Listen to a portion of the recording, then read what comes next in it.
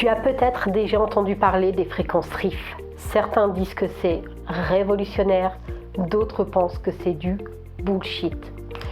Mais si tu veux vraiment comprendre comment fonctionne la manifestation, tu dois comprendre une chose. Tout fonctionne par fréquence.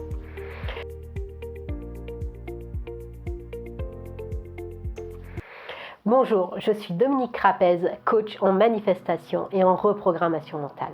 Et aujourd'hui, on va voir pourquoi les fréquences RIF peuvent influencer ton état intérieur, mais ne remplaceront jamais l'identité que tu incarnes au quotidien.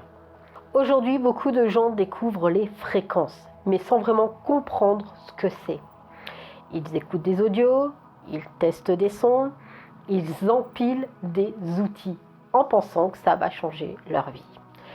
Mais il y a une confusion énorme. Ils utilisent les fréquences comme une solution magique.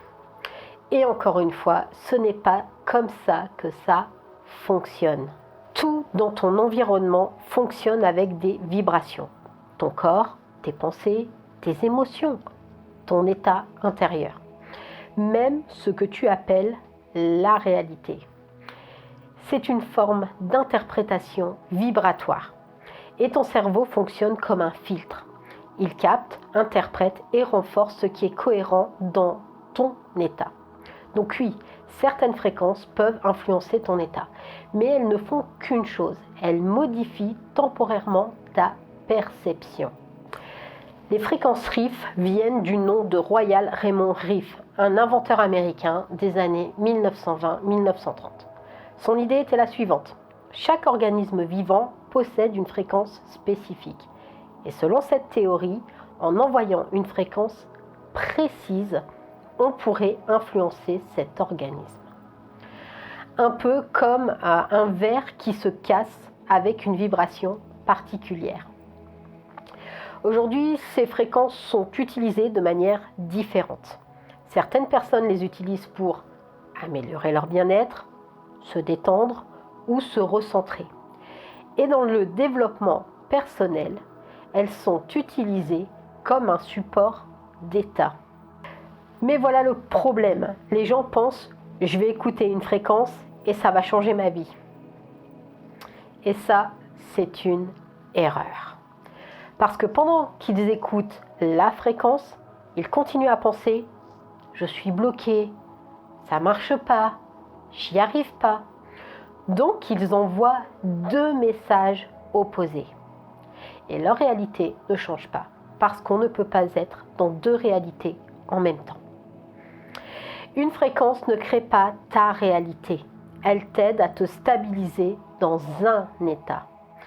C'est un support, comme une ambiance, comme un environnement. Mais si ton identité ne suit pas, l'effet disparaît. Ce qui manifeste réellement, ce n'est pas ce que tu écoutes, c'est ce que tu incarnes. Ta fréquence dominante, c'est tes pensées répétées, tes croyances, ta vision de toi-même. Et c'est ça qui crée ta réalité. Donc la vraie question n'est pas quelle fréquence dois-je écouter? La vraie question est dans quel état est-ce que je vis au quotidien? Parce que c'est cet état qui devient ta fréquence dominante. Alors choisis une fréquence simple. Écoute-la pendant que tu travailles ou dans un moment calme, mais cette fois, fais quelque chose de différent. Ne te dis pas « ça va marcher ». Dis simplement « je me stabilise dans cet état ».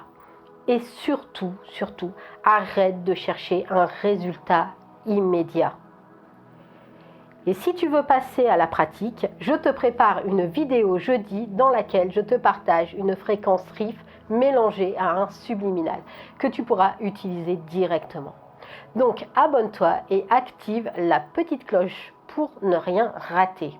Tu peux aussi cliquer sur le lien en description pour accéder à ma formation gratuite et à son subliminal puissant. Tu verras comment reprendre le contrôle de ton état intérieur, débloquer ton potentiel et créer une réalité alignée avec ce que tu veux vraiment, à ton rythme et de manière concrète. Merci d'avoir regardé cette vidéo, like, abonne-toi, partage si elle t'a aidé, active la petite cloche de notification pour ne rien rater et souviens-toi, ta réalité, c'est toi qui la crée.